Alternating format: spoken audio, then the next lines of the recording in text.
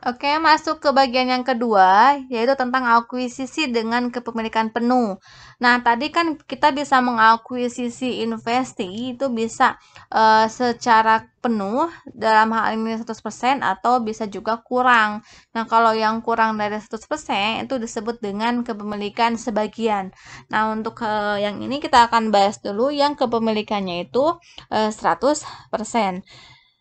Di dalam PSAK 65, mereka mengatur tentang penyajian laporan keuangan investasi atau sebagai subsidiary di si parent-nya. Jadi si parent akan membuat dan melaporkan laporan keuangan investasi dan melakukan konsolidasi selama si investor tersebut masih menyimpan hartanya dan melakukan investasi di subsidiary.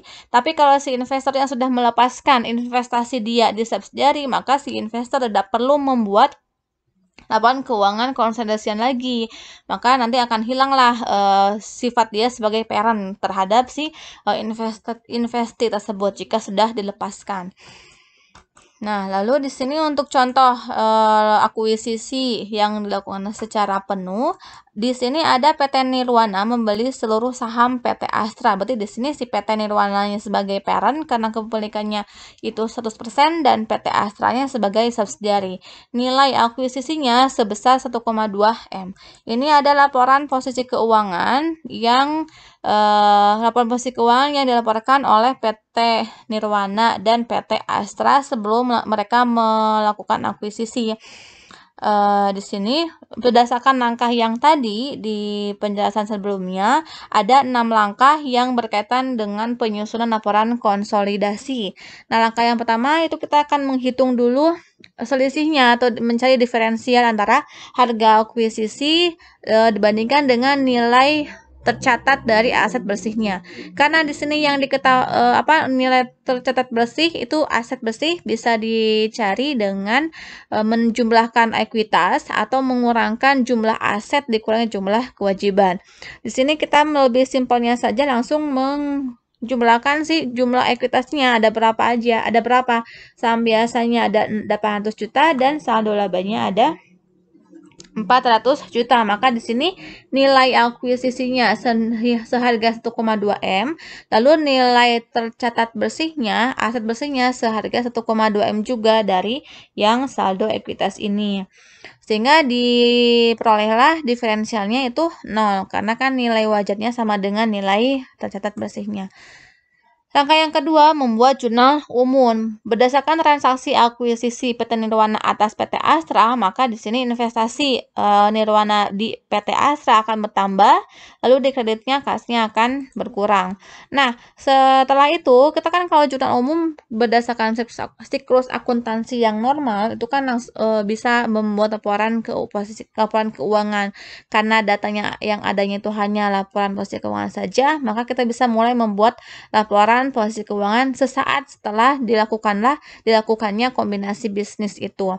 Nah, di sini karena yang berubahnya itu ada investasi dan kas, maka di laporan posisi keuangan sesaat setelah akuisisi, kasnya menjadi berkurang dari yang tadinya 1 juta atau 1,6 M karena sudah dibelikan saham PT Astra senilai 1,2, maka kasnya menjadi 400 juta, tinggal 400 juta.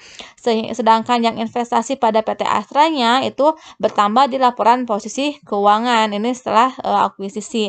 Tapi kalau sebelum akuisisi ini investasi pada PT Astra tidak ada.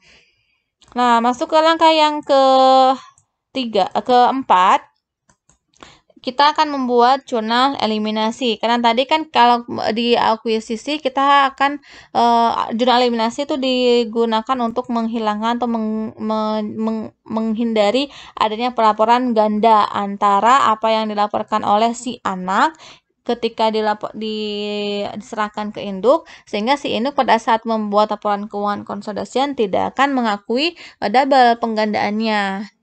Contohnya kan di perusahaan di PT di subsidiary mereka melaporkan adanya saham dan adanya saldo laba, maka di si parent mereka tidak boleh mengakui lagi yang dua akun itu sehingga harus dihilangkan. Untuk menghilangkan saldo atau mengeliminasi saldo investasi awal itu dengan mengurangkan saldo ekuitas, yaitu terdiri dari saham biasa investasinya itu 800 juta dan saldo labanya 400 juta. Karena fungsinya untuk dieliminasi ya, maka si saldonya itu berlawanan dengan saldo normal. Berarti kan saham biasa saldo normalnya dikredit. Maka kalau dieliminasi menjadi di debit. Begitupun yang investasi. Investasi kan tadinya di debit, karena akan dieliminasi dihilangkan maka menjadi di kredit. Nah, berdasarkan jurnal eliminasi tadi, maka kita bisa membuat kertas kerja konsolidasi untuk memudahkan dalam penyusunan laporan keuangan konsolidasian. Nah, berdasarkan tadi jurnal eliminasi ini ya, kertas kerja konsolidasi ini kerjanya sama dengan pembuatan worksheet pada umumnya, di mana kita kalau mengeliminasi kalau worksheet yang di pengantar akuntansi mah kita memindahkan nominal yang ada di masing-masing akun ke kolomnya. Ada yang masuk ke income statement, ada yang masuk ke statement of financial position, ada yang masuk ke just trial balance. Nah, kalau sepertinya di laporan keuangan konsolidasi ini kan karena gabungan, maka kita akan menjumlahkan data yang ada di parent dan menjumlahkan data yang ada di anak, serta menyesuaikan apa saja yang dilaporkan di jurnal eliminasi, sehingga nanti akan dimuncullah saldo konsolidasiannya berapa. Nah, karena di sini saldo jurnal eliminasinya baru ada 3, maka kita bisa langsung memasukkan ke kolom ke kertas kerja konsolidasian, di mana saham biasanya kita akan dilaporkan ke bagian kolom jurnal eliminasi di debit sesuai dengan saldo yang di jurnal eliminasinya. Saldo labanya juga kan kita laporkan debit sesuai dengan akunnya masing-masing. Lalu untuk investasinya juga sama. Nah, untuk menghitung konsolidasian itu harus mengacu ke saldo normal masing-masing akun. Berarti di sini kita harus hafal saldo normal yang alere. Mana yang termasuk ke aset, mana yang masuk ke kewajiban, mana yang masuk ekuitas, revenue, dan expense. Nah, kalau aset itu kan pasti akan menambahnya tuh di debit. Kalau kewajiban, pendapatan, serta modal itu akan menambahnya di kredit. Maka di sini setelah dijumlahkan si PT Nirwana dijumlah dengan Astra, lalu disesuaikan dengan jurnal eliminasinya, dapatlah jumlah konsolidasian. Kalau ini kan investasi akan masuk ke aset ya, sehingga ketika digabungkan di konsolidasian, PT Nirwana ditambah dengan PT Astra dikurangkan dengan kredit karena posisi investasinya di kredit. Kalau posisi investasinya di debit, maka itu dijumlahkan. Begitupun yang saham biasa, karena saham biasa ini dieliminasinya itu di debit, ini kan berlawanan dengan saldo normalnya, sehingga harus dikurangkan. Si Nirwana ditambah Astra dikurangkan dengan yang dieliminasinya, dapatlah jumlah di konsolidasiannya. Maka ini tuh jumlah yang nantinya akan dilaporkan di laporan keuangan konsolidasian. Sehingga dari kertas kerja yang tadi itu kita bisa masuk ke langkah yang ke-6, membuat laporan posisi keuangan setelah konsolidasi.